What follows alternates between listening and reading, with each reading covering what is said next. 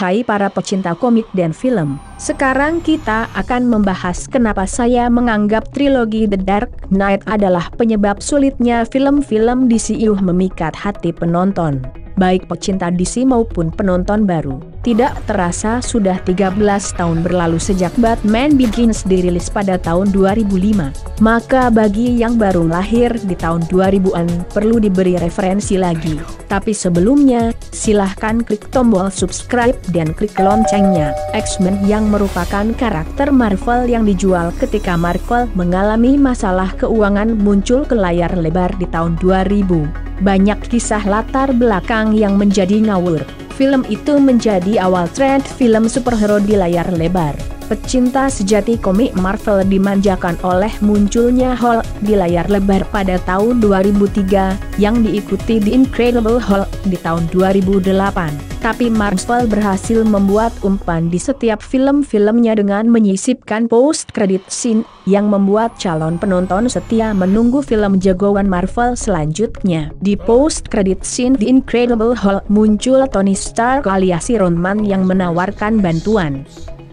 Di tengah-tengah kevakuman antara Hulk dan Iron Man yang dirilis tahun 2008, muncul serial TV yang langsung menjadi booming saat itu, yaitu Serial Heroes di tahun 2006. Hanya setahun sejak Batman Begins dirilis, Serial Heroes menceritakan bagaimana kalau para manusia super hidup di dunia nyata. Ini tema yang sama persis dengan Batman versi Christopher Nolan. Di trilogi Batman versi Christopher Nolan, diceritakan bahwa Batman hidup di dunia yang realistis. Semua peralatannya menggunakan teknologi yang ada saat itu, betul-betul jauh dari kisah fantasi.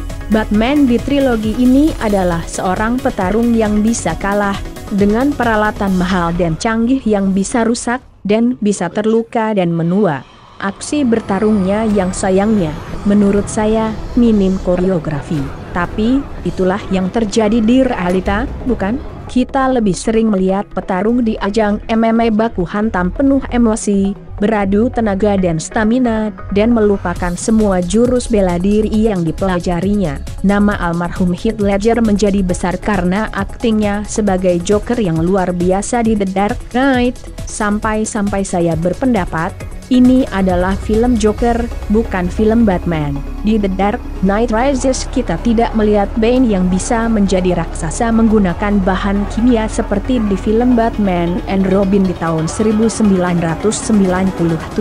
Dan ternyata, segala unsur realistis itu memikat hati semua pecinta komik baik DC maupun Marvel dan bahkan penonton yang bukan pecinta komik. Bagi pecinta DC sejati, The Dark Knight Trilogy adalah sebuah standar yang sulit diubah. Sampai-sampai Superman Returns yang dirilis tahun 2006 yang memiliki sasaran penggemar wanita tidak ditoleh sama sekali. Mereka mencemooh Ben Affleck ketika namanya diumumkan menjadi Batman yang baru, dan mencemooh Jared Leto sebagai Joker di Suicide Squad. Tidak hanya itu, mereka pun mencemooh Will Smith sebagai Deadshot yang menggunakan visor di tempat yang salah. Singkat cerita, para penggemar DC justru memiliki sikap skeptik jauh sebelum mereka menonton filmnya. Itu karena pencitraan The Dark Knight Trilogy yang realistis yang sudah terlanjur melekat. Sementara itu, Marvel kembali muncul ke layar lebar dengan tema yang betul-betul fantasi. Dimulai dengan The Incredible Hulk dan Iron Man di tahun 2008, Thor di tahun 2011, dan Captain America di tahun 2011. Mereka semua berkumpul di akhir MCU fase pertama dengan Avengers di tahun 2012. Maka para pecinta komik dengan balutan fantasi pun pindah haluan menjadi penonton setia MCU.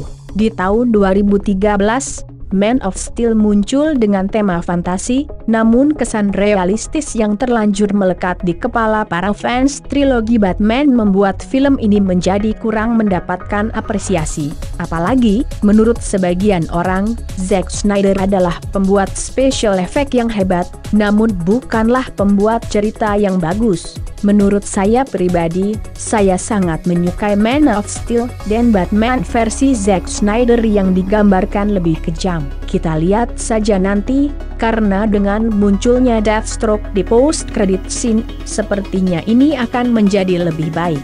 Akan ada lagi cerita superhero dengan settingan yang realistis, yaitu gabungan film Unbreakable yang dirilis tahun 2000 dan Split yang dirilis tahun 2016 yang lalu. Film ini adalah buatan M. Night Shyamalan yang berjudul Glass. Kita bahas nanti, dan sampai jumpa.